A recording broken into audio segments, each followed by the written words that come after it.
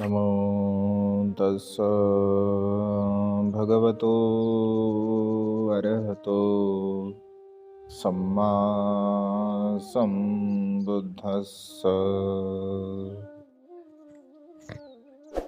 विश्ववंदनीय विश्वशांतीदूत प्रज्ञा शील समाधीचे उद्गाता महान करुणावान करुणेचा सागर तथागत सम्यक संबुद्ध, ज्या तथागताने संपूर्ण मनुष्य प्राण्यांच्या हितासाठी, सुखासाठी आणि कल्याणासाठी ज्या सद्धम्माची निर्मिती केली, असा सद्धम्म, त्या सद्धम्माचा सातत्याने प्रचार आणि प्रसार करणारा सदापूजनीय भिक्खू संघ, बुद्ध धम्म आणि संघ या महान तीन रत्नाची आम्हा सर्वांना माहिती करून देणारे, आम्हा सर्वांचे आधारस्तंभ, भारतीय घटनेचे शिल्पकार, परमपिता बोधिसत्व गुणपेतांग डॉक्टर बाबासाहेब आंबेडकर, आजच्या या मंगलमय प्रसंगी आपल्या संघरत्न बुद्ध विहारामध्ये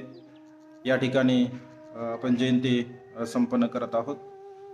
खऱ्या अर्थाने माता रमाई यांचं जीवन, यांचं कार्य, यांचा त्याग अत्यंत महान असा आहे. रमाई हे नाव जेव्हा आपण ऐकतो, जेव्हा आपण घेतो, तेव्हा अत्यंत सन्मान, अत्यंत आदर आपल्या मनामध्ये निर्माण होतो.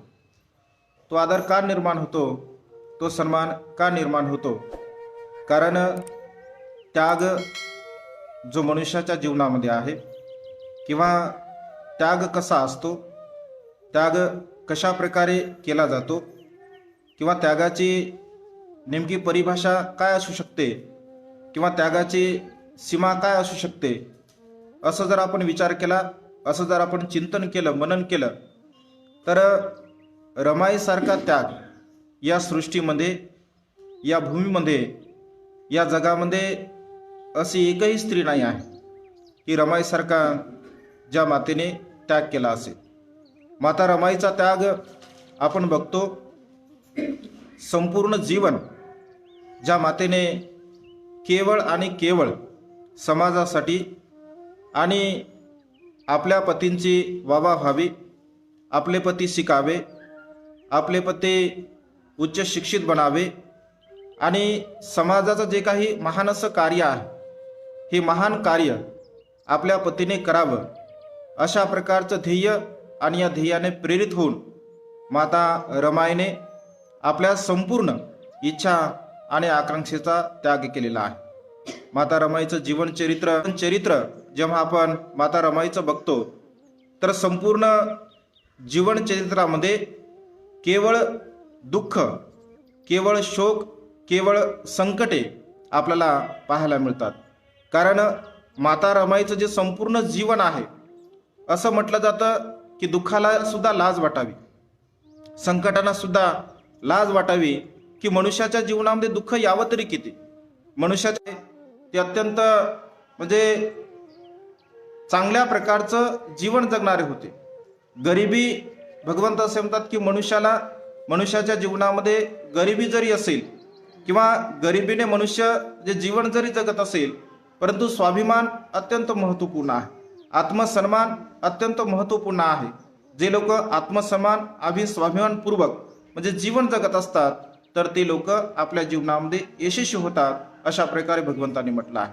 आणि म्हणून माता रमाईचं जे जीवन आहे, माता रमाईचा जो त्याग आहे, तर त्या त्यागाबद्दल, त्या जीवनाबद्दल आपण जर म्हणजे चिंतन केलं असेल, तर आपण बघतो की अगदी लहानपणापासून म्हणजे माता रमाईचे जे काय आईवडील असतील, त्यांचा जो व्यवसाय आहे, तर मच्छी पकडण्याचा त्यांचा व्यवसाय असतो, आणि अत्यंत मेहनतीची कामं, अत्यंत कष्टाचे कामं त्या ठिकाणी माता रमाईचे माता पिता करत असत.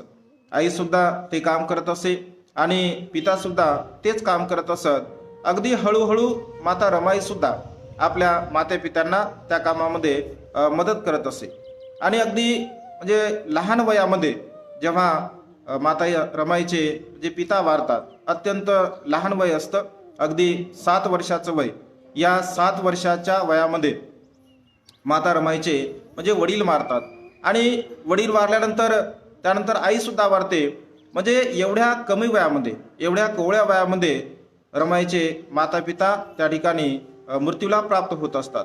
मृत्यूला प्राप्त झाल्यानंतर रमाईचे जे काही मामा असतात, जे की मुंबईला असतात, ते त्यांना घेऊन जात असतात. परंतु माता रमाईच्या माते पित्यांनी जे रमाईवरती जे संस्कार दिलेले असतात ते लाख मोलाचे असतात. माता रमाईची माता रमाईला सांगत असताना अगदी हळुवारपणे सांगत असे की बेटा रामू, आपलं जे जीवन आहे ते अत्यंत आपण कष्टाने जीवन जगलं पाहिजे, अत्यंत आपण सन्मानाने जीवन जगलं पाहिजे. आपण कधीही कुणाच्याही समोर हात पसरला नाही पाहिजे. स्वाभिमान आणि आत्मसन्मान हा आपल्या जीवनामध्ये असला पाहिजे. सन्मानपूर्वक आपण जीवन जगण्याचा प्रयत्न केला पाहिजे. मनुष्य कष्टाने कधीही मरत नाही. मनुष्य कष्टाने मोठा होत असतो आणि आपल्या जीवनामध्ये अनंत आणि असीम आपण कष्ट केले पाहिजे. जर तू तुझ्या जीवनामध्ये कष्ट करशील, तू तुझ्या जीवनामध्ये मेहनत करशील, परिश्रम करशील, तर नक्की तुझ्या जीवनामध्ये तुला सुख प्राप्त होईल. म्हणजे अशा प्रकारे अगदी लहानपणापासून माता रमाईच्या जीवनावरती त्या ठिकाणी आपल्या मातेने म्हणजे रमाईच्या मातेने तिच्यावरती संस्कार दिले होते. आणि अगदी तोच संस्काराचा वारसा घेऊन माता रमाई जेव्हा आपल्या मामांकडे म्हणजे मुंबईला राहत असते, अगदी लहान वय असतं, परंतु समजून घेण्याची जी पात्रता असते किंवा समजूतदार जोपणा असतो किंवा माणसाची जी बुद्धिमत्ता आहे, भगवंत असे म्हणतात की मनुष्य एकतर आपल्या कर्मबलाने म्हणजे बुद्धिवान असतो, ज्ञानी असतो, किंवा परिस्थिती मनुष्याला ज्ञानी किंवा बुद्धिमान बनवत असते. अगदी माता विशाखेचं उदाहरण जर आपण बघितलं असेल, अगदी वयाच्या 7व्या वर्षी माता विशाखा श्रोतापन्नावस्थेला प्राप्त झाली होती. जेव्हा भगवंताला ती पहिल्यांदा भेटते आणि पहिल्यांदा भेटल्याबरोबर भगवंत तिला तिच्या चेहऱ्याला अनुसरून उपदेश करत असतात आणि तेव्हापासून ती बुद्ध धम्म संघाला शरण जात असते. म्हणजे वयाचं 7 वर्षाचं वय किती लहान वय आहे, परंतु बुद्धिमत्ता, चातुर्य आणि मनुष्याचं पुण्यकर्म हे मनुष्याला बुद्धिवान बनवत असते. अगदी तशाच प्रकारे माता रमाई अगदी वयाच्या म्हणजे 7 वर्षाची असताना तिचं जे मन होतं म्हणजे तिच्या मनाचे जे संस्कार होते ते मनाचे संस्कार अत्यंत महत्त्वपूर्ण होते. जो तिचा मनमिळावू स्वभाव होता आणि समजून घेण्याची जी पात्रता होती, अगदी एखाद्या स्त्रीप्रमाणे माता रमाई वयाच्या 7व्या वर्षी समजदार होती. आपल्या भावाला कशा प्रकारे आपण सांभाळावं, आपल्या बहिणीला आपण कशा, वडिलांच्या नंतर ती दोघांची पिता बनली होती. म्हणजे एवढ्या लहान वयामध्ये एवढा समजूतदारपणा येणे हे अत्यंत महान असं पुण्यकर्म आहे, कुशल कर्म आहे. नंतर जेव्हा बाबासाहेबांसोबत म्हणजे 1907 साली जेव्हा रमाईचा विवाह होतो, विवाह झाल्यानंतर काही काळ रमाईचं जीवन म्हणजे अत्यंत सुखामध्ये जाते. एवढा मोठा शिकलेला आपला पती आहे, रमाईला अत्यंत स्वाभिमान असतो.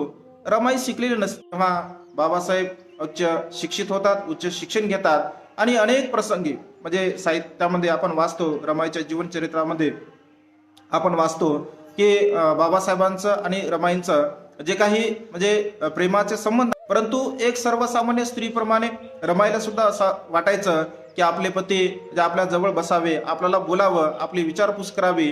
परंतु बाबासाहेबांचा जो छंद आहे अभ्यास करण्याचा, तो अभ्यास करण्याचा छंद मात्र उच्च कोटीचा असतो. एका रूममध्ये बाबासाहेब अभ्यास करत असतात, एका खोलीमध्ये रमाईचा संसार असतो आणि असं अनेक दिवस चालत असताना शेवटी मात्र रमाई त्या ठिकाणी आपल्या जीवनामध्ये जगलेला आहे. आपण बघतो की बाबासाहेब जेव्हा शिक्षणासाठी जात असताना म्हणजे रमाईला थोडे पैसे देतात की तुझ्यासाठी तुला जे जे काही लागत असेल ते सर्व काही बाबासाहेब रमाईला पैसे देतात. परंतु रमाईचं जे काही प्रेम आहे, रमाईचा जो काही जीव आहे तो सर्व बाबासाहेबांच्या प्रती असतो. कारण आपण ज्यांच्या सोबत म्हणजे जीवन जगत आहोत तर त्यांच्यासाठी आपलं सर्वस्व आहे, अशा प्रकारची भावना तिच्या चित्तामध्ये मनामध्ये असते. आणि बाबासाहेबांनी तिला स्वतःसाठी म्हणजे खर्च करण्यासाठी दिलेले पैसे असतात. त्यासाठी बाबासाहेबांना ती म्हणजे त्या ठिकाणी एक पाठ घेते, एक ताटी घेते. बौद्धिक क्षमता ही वाढीस लागते. शिक्षणामुळे मनुष्य बुद्धिवान बनतो, ज्ञानी बनतो. चांगलं का आहे, वाईट का आहे, आपल्या हिताचं का आहे, आपल्या अहिताचं का आहे, हे शिक्षणामुळे आपल्याला समजत असते आणि म्हणून तू शिकलं पाहिजे. अशा प्रकारे त्या ठिकाणी बाबासाहेब तिला म्हणतात, रमाई भोळी जरी असेल तरी पण बुद्धिवान असते, ज्ञानी असते. ती म्हणते, जर असं असेल तर मी नक्की शिकेल, परंतु जर माझी एक अट आहे, जर तुम्ही मला शिकवसाल तर मी मात्र शिकण्यासाठी तयार आहे. कारण बाबासाहेबांसमोर जेव्हा तिला समजतं तर खऱ्या अर्थाने तेव्हा तिला शिक्षणाचं जे महत्व आहे तर ते शिक्षणाचं महत्व कळत असते. कारण ती स्वतः वाचत असते आणि स्वतः आपल्या पतीला काही अडीअडचणी असतील तर अडीअडचणी असताना पत्र सुद्धा रमाई बाबासाहेबांना लिहित असे.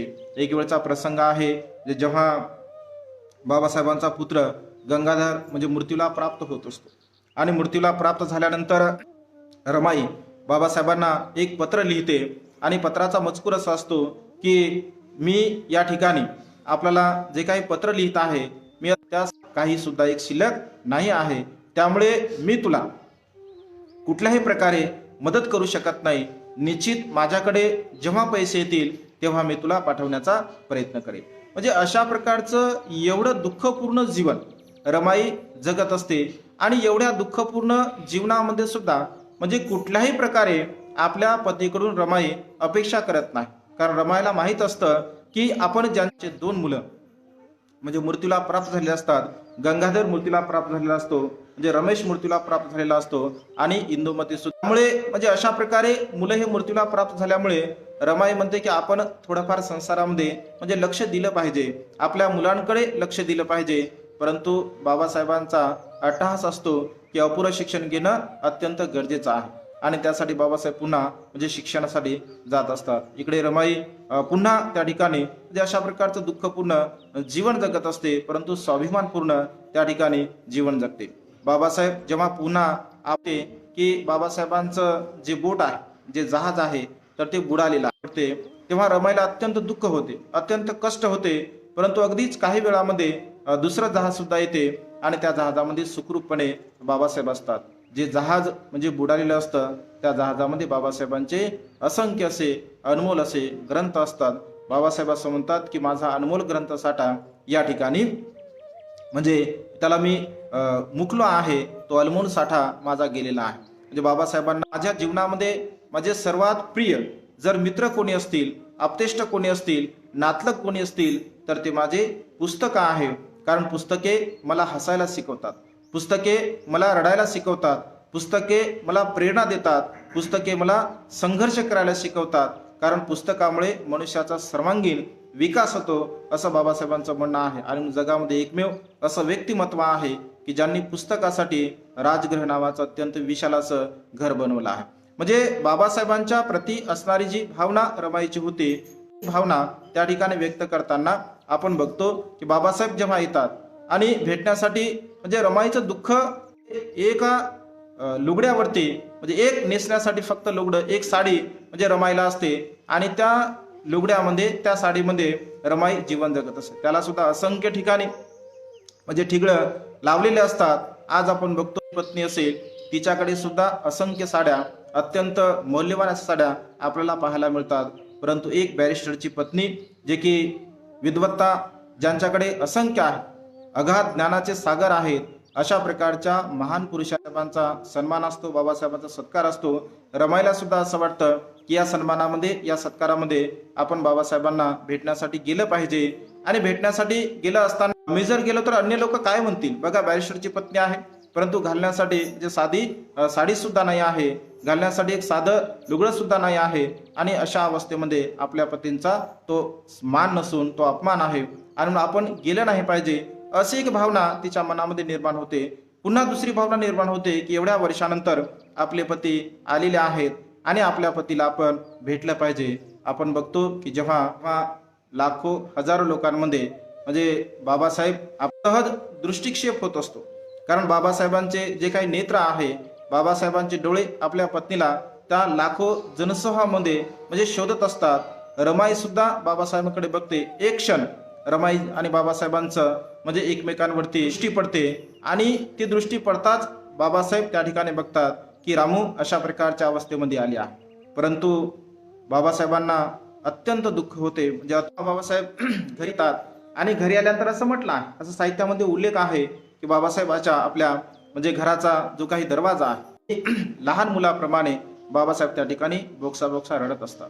म्हणजे का रडतात बाबासाहेब? कारण बाबासाहेब असं म्हणतात की मी जरी एवढा मोठा शिकलो असेल, परंतु एक स्त्री म्हणून, एक पत्नी म्हणून मी तुला कुठल्याही प्रकारचं सुख देऊ शकलो नाही.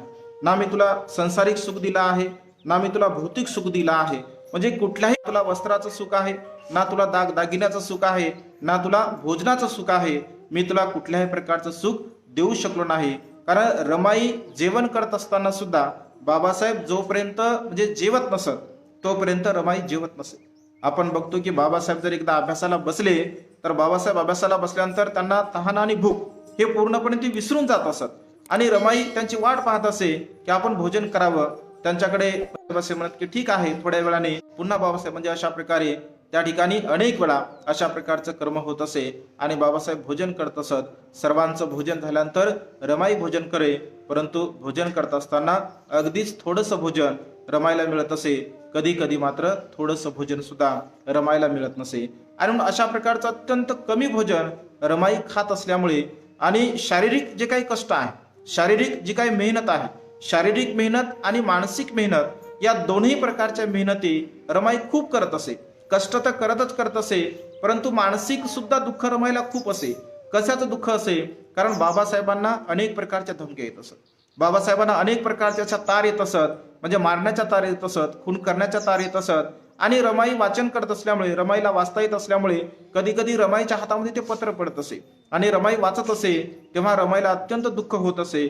म्हणून आपल्या पतीला आयुष्य लाभावं, आपले पती दीर्घायू व्हावे, आपल्या पतीला कुठल्याही प्रकारचं दुःख होऊ नये अशा प्रकारे म्हणून रमाई त्या ठिकाणी उपवास, तापास आणि व्रतवैकल्य सुद्धा करत असे. की म्हणजे एक भावना असते, वेडी भावना असते, किंवा त्या काळामध्ये असणारी जी काही परिस्थिती आहे त्या परिस्थितीला अनुसरून रमाई उपवास तापास करत असे.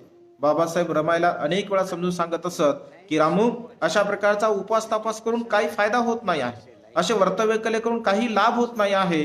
परंतु रमाई म्हणते की तुम्ही जे म्हणता त्या पद्धतीने मी जीवन जगते, परंतु हे क्षेत्र माझं आहे, या क्षेत्रावरती माझा अधिकार आहे, तुम्ही मात्र यामध्ये काही बोलू नका. आणि बाबासाहेब सुद्धा कधी कधी म्हणजे निरुत्तर होत असत. त्या ठिकाणी रमाईला जे काही करायचं असेल ते बाबासाहेब मात्र करू देत असत. अशाच प्रकारे रमाईचा जो का उपास तापाचा क्रम असे, रमाईची म्हणजे पंढरपूरला जाण्याची अतोनात अशी इच्छा होती. बघा, या ठिकाणी एक गोष्ट आपल्या लक्षामध्ये येऊ शकते की बाबासाहेब म्हणजे किती दृढ निश्चय होते, किंवा बाबासाहेबांच्या मनामध्ये जे काही कर्मकांड असेल, व्रतवैकल्य असेल, बुवाबाजी असेल, किंवा देवदेवता असेल, किंवा ईश्वराप्रती असणारी जी काही भावना होती ती किती उच्च कोटीची होती. म्हणजे किती सकारात्मक दृष्टिकोन बाबासाहेबांच्या चित्तामध्ये होता. कारण रमाई जेव्हा बाबासाहेबांना असं म्हणते की मला पंढरपूरला जायचं आहे, वास्तविकता एका ठिकाणी एका बाजूने बाबासाहेब असं म्हणतात की पंढरपूरचं जे काही विठ्ठलाचं मंदिर आहे तो विठ्ठल प्रत्यक्ष बुद्ध आहे, हे मी सिद्ध करून दाखवतो, असं प्रत्यक्ष बाबासाहेब एका भाषणामध्ये म्हणतात.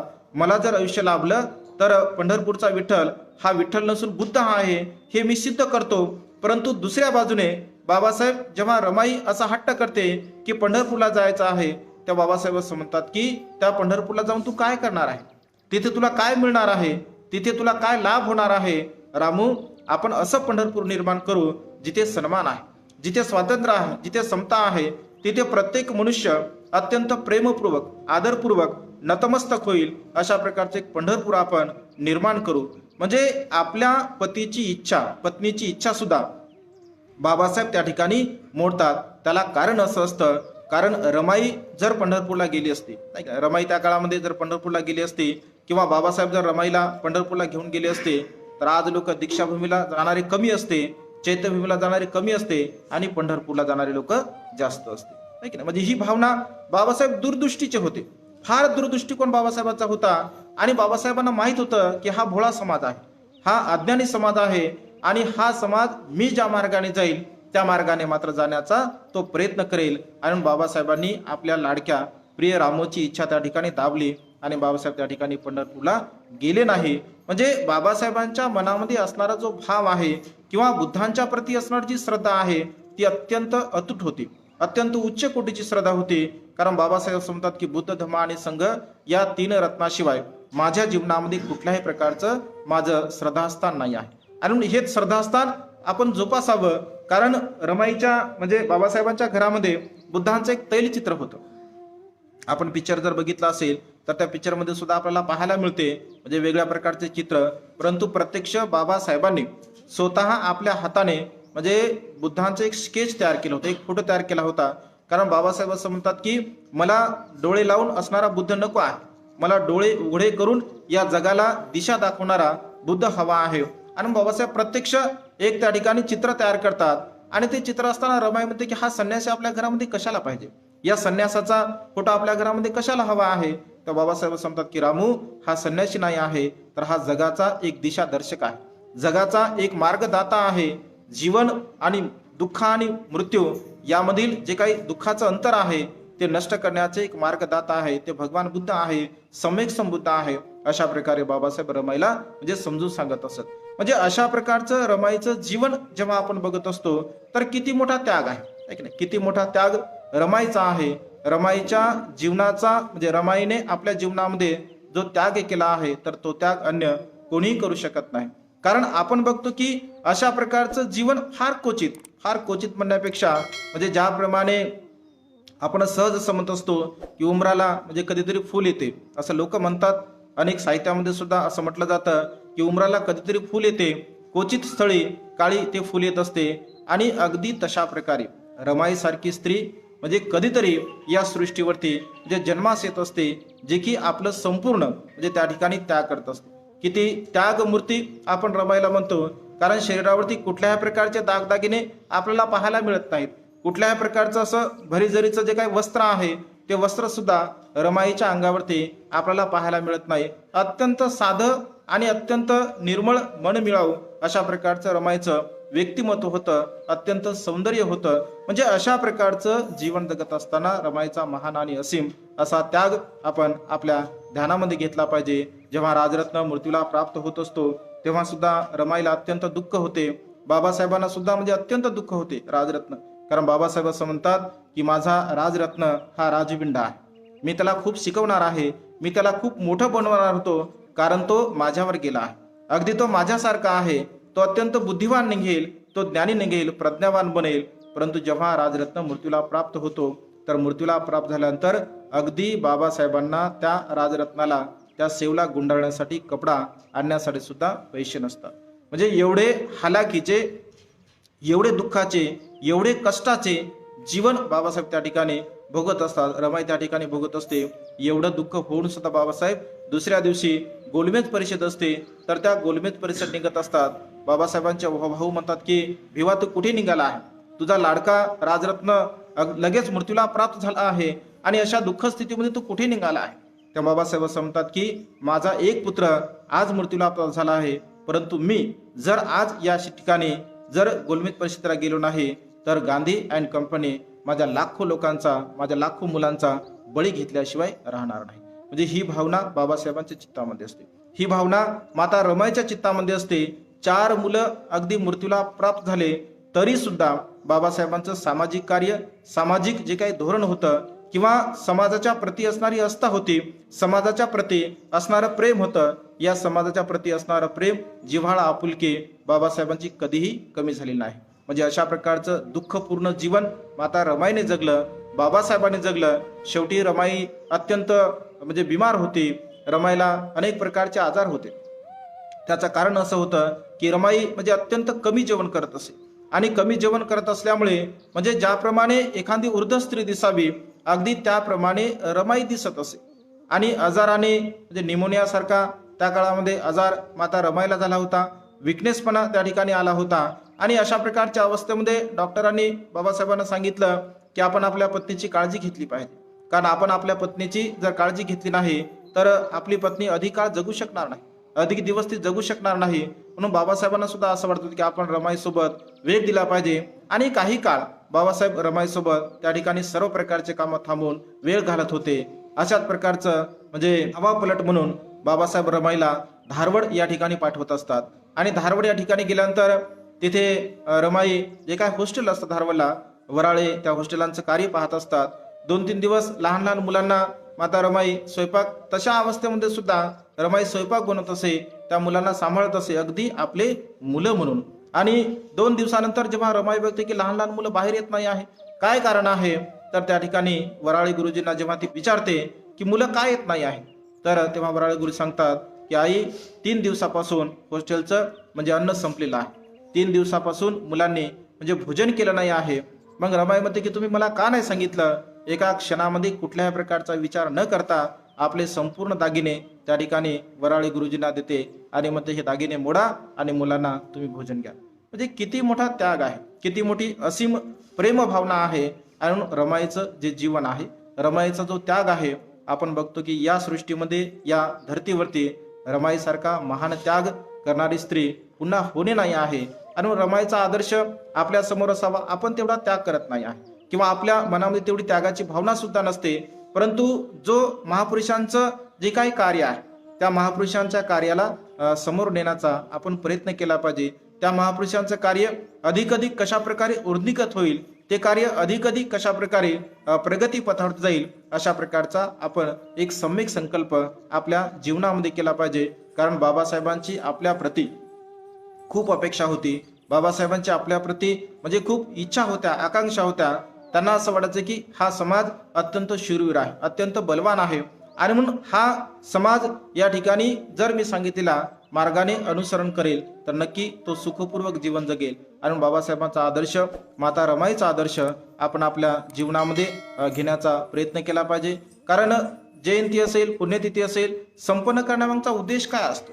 महापुरुषांची जयंती साजरी करण्याचा उद्देश हाच असतो की त्यांचं जे जीवन कार्य आहे, त्यांचा जो त्याग आहे, त्यांनी जे जीवन प्रणाली जगलेली आहे, त्या सद्गुणांचा आपल्याला काहीतरी लाभ व्हावा, ते सद्गुण आपल्यामध्ये काहीतरी थोडेफार यावे, त्या मार्गाने आपण थोडंफार जीवन जगावं, अशा प्रकारची भावना आपण आपल्या चित्तामध्ये, मनामध्ये निर्माण केली पाहिजे. आणि या तत्वावरती, या मार्गावर जाऊन आपलं जीवन आपण जगण्याचा प्रयत्न केला पाहिजे. आज या मंगलमय प्रसंगी माता रमाईच्या जयंतीच्या निमित्ताने तुम्हा सर्वांना एक शुभेच्छा देतो. आणि आपण माता रमाईचं जीवनचरित्र केवळ वाचून, केवळ ऐकून त्या ठिकाणी जीवन जगू नये, तर प्रत्यक्षपणे माता रमाईमध्ये असणारे जे काही त्यागाचा सद्गुण आहे, माता रमाईमध्ये असणारा जो शिलाचा सद्गुण आहे, माता रमाईमध्ये असणारा जो स्वाभिमानाचा सद्गुण आहे, तिच्यामध्ये असणारे जे काही सद्गुण आहे, प्रेम आहे, आपुलकी आहे, जिव्हाळा आहे, या सद्गुणाचा साठा आपल्या सोबत आपण ठेवावा आणि आपण आपलं जीवन जगण्याचा प्रयत्न करावा.